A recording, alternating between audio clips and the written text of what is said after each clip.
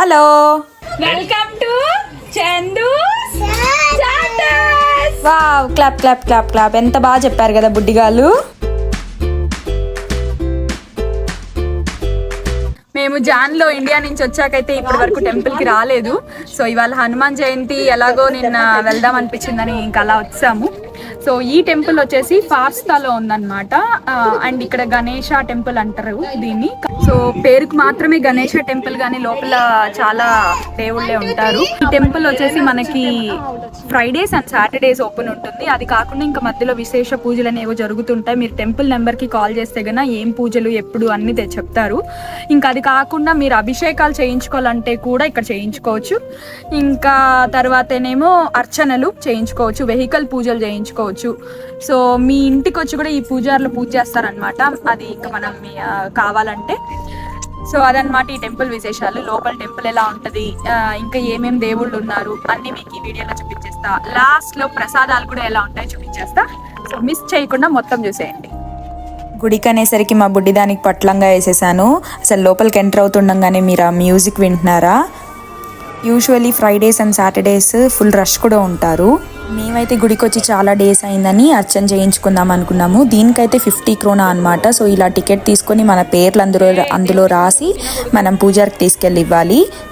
అర్చన ఎండింగ్లో చేస్తారనమాట. సో గుడి ఓపెన్ చేయంగానే, ఫర్ ఎగ్జాంపుల్ ఈరోజు ఎవరైతే అభిషేకానికి బుక్ చేయించుకుంటారో వాళ్ళకి అభిషేకము ఇలాంటి పూజలన్నీ పర్ఫామ్ చేస్తారు. లెట్స్ 11కి టెంపుల్ ఓపెన్ అనుకోండి, 11 నుంచి ఆల్మోస్ట్ 1 వరకు అభిషేకాలు అవన్నీ ఉంటాయి. దాని తర్వాత లాస్ట్లో ఎవరెవరైతే అర్చన చేయించుకోవాలనుకుంటున్నారో వాళ్ళందరూ ఇలా టికెట్ తీసుకొని చేయించుకుంటారు. సో దాని తర్వాత ప్రసాదాలు అన్నమాట. ఈ టెంపుల్లో మెయిన్ దేవుడైతే గణేష. అండ్ సో అర్చనలన్నీ ఇక్కడే పర్ఫామ్ చేస్తారు. సో మీరు ఇన్ పర్టికులర్ ఏదైనా గాడెస్కి అభిషేకం చేయించాలని అనుకుంటే దాన్ని మీరు చెప్పి చేయించుకోవాలన్నమాట.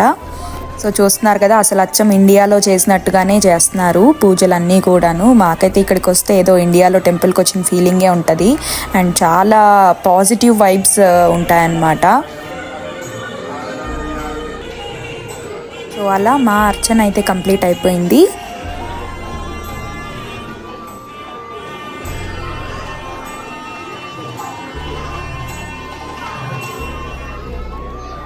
ఇంకా నెక్స్ట్ అయితే ప్రసాదాలు. మా బుడ్డిదైతే చక్కగా దేవుడికి మొక్కేసి టెంపుల్ మొత్తం రౌండ్ వేసింది. ఇది ఇంకొక ప్రసాదం అన్నమాట. సో ఇదే కాకుండా ఇక్కడ మనకి యాక్చువల్లీ లంచ్ లాగా ప్రొవైడ్ చేస్తారు. సో మీరు ఇక్కడ చూస్తున్నట్టయితే సాంబార్ అన్నం కానీ, తర్వాత పెరుగు, ఇంకా ఆ రోజు దేవుడికి పెట్టిన నైవేద్యంలో స్వీట్స్ ఇవన్నీ ఉంటాయి.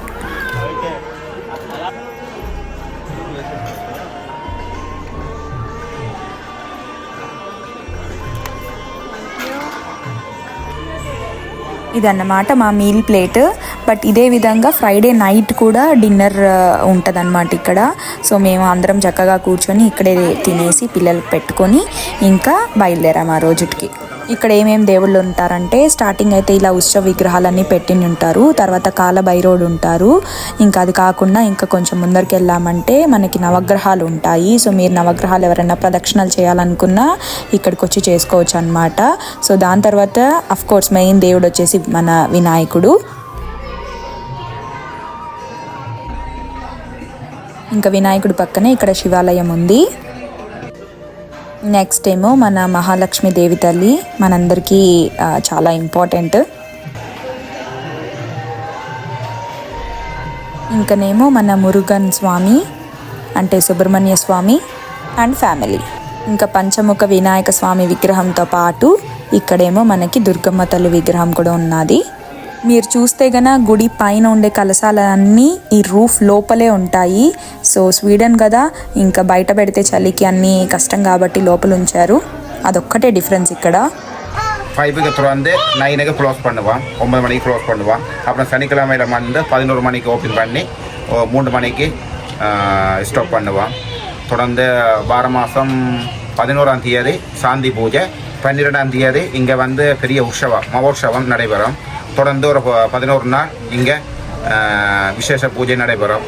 காலையிலே நடக்கும், மதியம் நடக்கும், பின்னேரம் நடக்கும். எல்லோரும் வந்து கலந்து கொள்ளுவோம்.